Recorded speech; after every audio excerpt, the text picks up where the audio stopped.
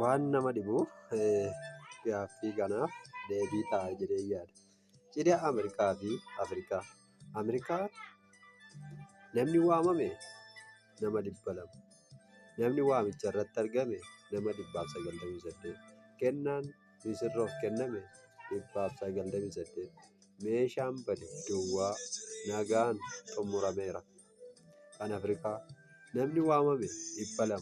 Namni waamicha irratti argame 6,234 hanga waamame irratti dachaa 3-4 ta'a jechuudha.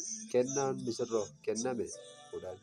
Meeshaan bade moobaayilii 8, siiniyaa 57, burcuqqoo 34, joogii farsoo 3, araqee koddaa 1, jaarkaanii bishaanii 2, buddeen gogaa 74. Achitti manuma saama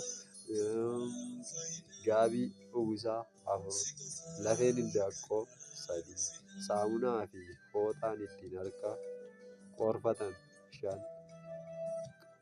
qadaaddiin barmeelaa 2,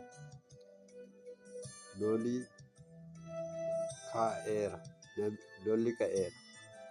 Namni 8 buruqeera.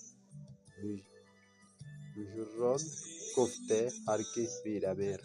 Obboleessi mucayyoo nama reebee hidhameera jedha. Kun taatee Afrikaa keessaa osoo hin taane kan Itoophiyaa keessaa isa tokkodha jechuudha. Kun jecha dhugaadha.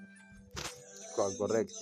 Galatoomii qalamni kee mirgisuun ittiin jechuu barbaada.